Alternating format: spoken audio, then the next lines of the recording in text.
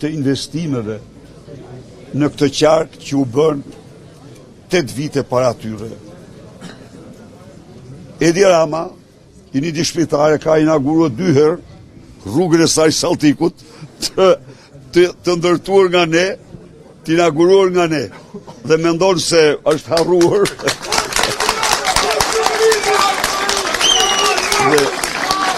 dhe mendon se e kanë harruar kryetarët, nuk e di ai që kryetarët i japin ujë mbi luks atij.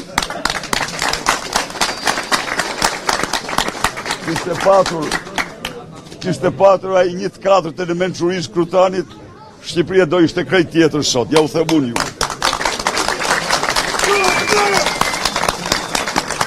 Ndaj dhe taksat kanë qenë shumë të larta. A e dini ju që TVSH, merrni ju TVSH-n. Shqiptarët paguajnë 9% prodhimit brendshëm TVSH. 6% prodhimit brendshëm paguajnë gjermanët dhe italianët. Sepse këta janë vërsul me taksa mbi çdo gjë.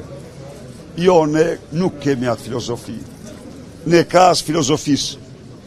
T'ja u kthejmë parat qytetarëve, kemi tjetrën, t'ja u lam parat biznismenve për të zgjeruar aktivitetet e tyre, për të zgjeruar vendet e punës, për të prodhuar më shumë. Dhe kjo funksionon, kjo ka funksionuar. Dhe jam i sigurt që ne, brenda vitit parë, do kemi një rritje të madhe prodhimi. Made in Albania do t'jetë synimi ynë në kryesor. Fermerët janë në kushte shumë të vështira.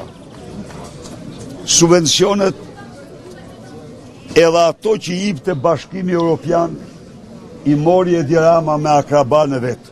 Po pse them unë Edi Rama? Sepse, prit, Bashkimi Evropian e kapin flagrancë ministrën e Shqipërisë, e cila kishte abuzuar në mënyrë të rëndë me 130 milion euro të dhëna për fermerët shqiptarë. Çfarë kishte bërë? Në vend se t'ja jap fermerëve, ja u shpërndante oligarkëve, djegësit të Tiranës, ja u shpërndante pra rrethit e Edi Ramës. Bashkimi Evropian e ndërpreu ndihmën, po bën një hetim. Edi Rama, me qenë se ishte bashkautor në këtë abuzim, Krifcen, e cila u bë famoze se do ngrinte Akademinë e Çobanëve, Krifcen e mori këshilltare kryesore, sigurisht. Sigurisht se ajo ka zbatuar urdhat e tij. Ne do të gjashfishojmë subvencionet për çdo fermer.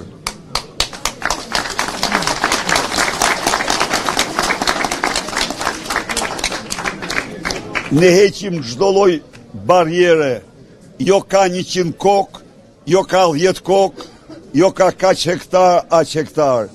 Çdo fermer do të subvencionohet për çdo njësi prodhimi, për çdo kokë bagti, për çdo fidan të mbjellë.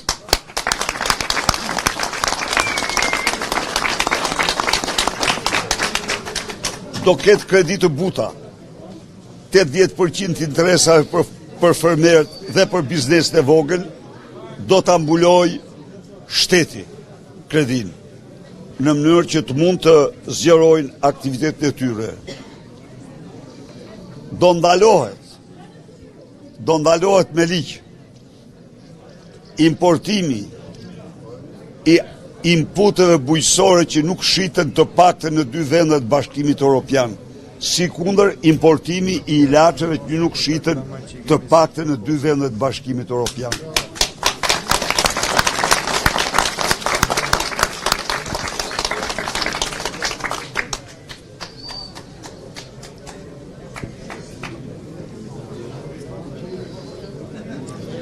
Dashur miq, një nga problemet më të mëdha që përballen sot shqiptarët është shtetësia.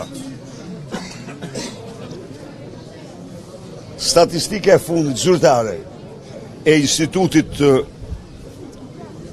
të Statistikave tregon se në Shqipëri aktualisht shpenzohen nga xhepi i qytetarëve për kujdes shtetësor 820 milion euro.